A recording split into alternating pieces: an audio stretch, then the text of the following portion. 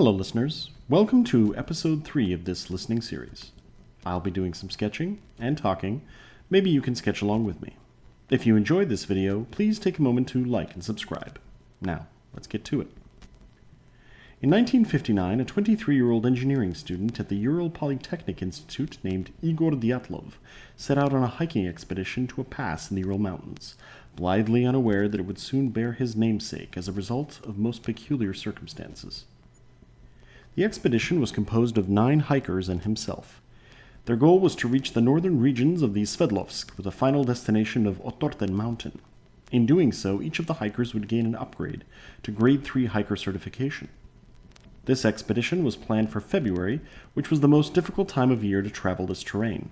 The group, formed with university peers, was approved by the Sverdlovsk City Route Commission. They received their route book on January 23rd and departed the very same day.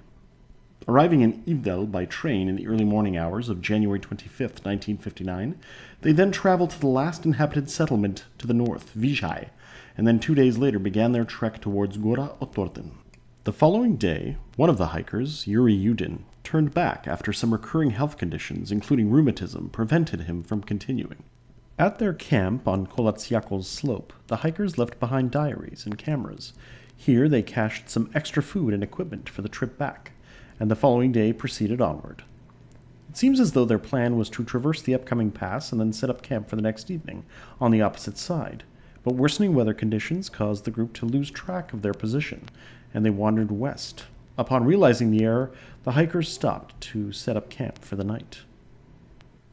On February 20th, relatives of the hikers insisted on a rescue operation, after planned telegraphs in the middle of February had failed to come through. The preliminary searchers consisted of students and teachers, before being joined by police and army forces, bringing with them planes and helicopters. On the 26th, the very badly damaged tent was discovered on Kolatsyakos.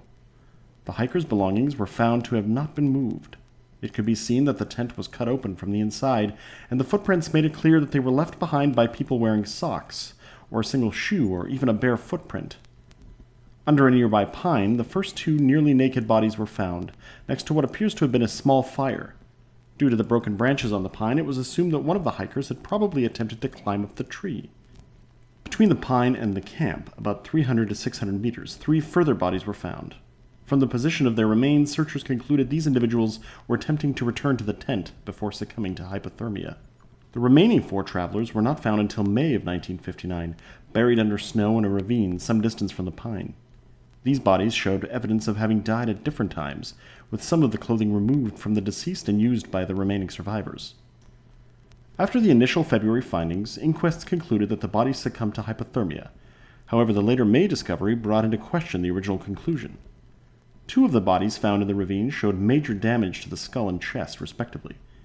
The force of these injuries was compared to that of a car crash, and no external injuries related to the internal damage could be visibly seen, indicating a sudden and immense pressure being inflicted on the bodies.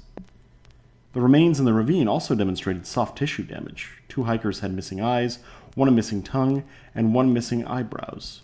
The case was closed in May of 1959, with the final conclusion for the deaths being attributed to compelling natural force, coupled with hypothermia. The case was reopened in February 2019 and conducted by the Investigative Committee of the Russian Federation. After a secondary analysis, it was determined that a slope avalanche was the cause of the disaster. It cited harsh weather conditions on the evening of the event, with hurricane-force winds and temperatures near -40 degrees Celsius, as being conducive for an avalanche. The report further elaborated that the position of the tent, on a slope with heavy snow, unprotected from forest, left the group vulnerable to snowfield collapse. The undressed state in which the hikers were found was believed to have been caused by imminent panic, as campers were rushed from their sleeping quarters without time to fully dress themselves. As a result, some of these individuals succumbed to hypothermia, and others perished while attempting to return for gear.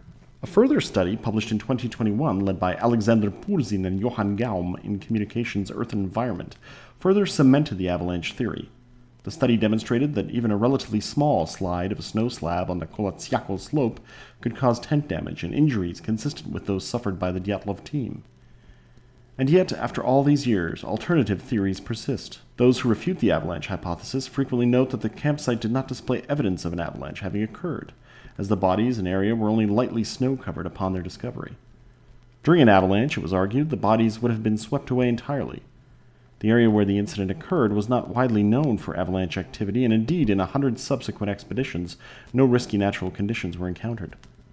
Terrain analysis determined that the tent would not sustain the damage it had in the event of an avalanche, and the footprint analysis showed that the hikers were walking at a normal rate of speed, not indicating a hasty reaction from panic or danger. Other proposed explanations were sudden natural occurrences that would have prompted the campers to react with surprise and haste, such as katabatic winds or an infrasound event, which would have induced a panic attack, explaining some of the apparent decisions made by the hikers. Strange lights were observed in the night sky in the region of the mountains in the period surrounding these events, leading some to wonder whether UFOs were somehow involved. Perhaps most prominent was the theory that the campers had unwittingly stumbled upon a military exercise where parachute mines were being deployed, which can also cause catastrophic internal injuries with little visible external damage. Radiological testing was posited as another explanation, notably to answer the question of discoloration of the bodies. The Dyatlov Pass incident is a prime example of an endearing mystery. The many theories and explanations speak to the mind's ability to draw conclusions and try to reason with inexplicable findings that are so outside of the purview of everyday life. Indeed, as with most things, the answer is likely more banal.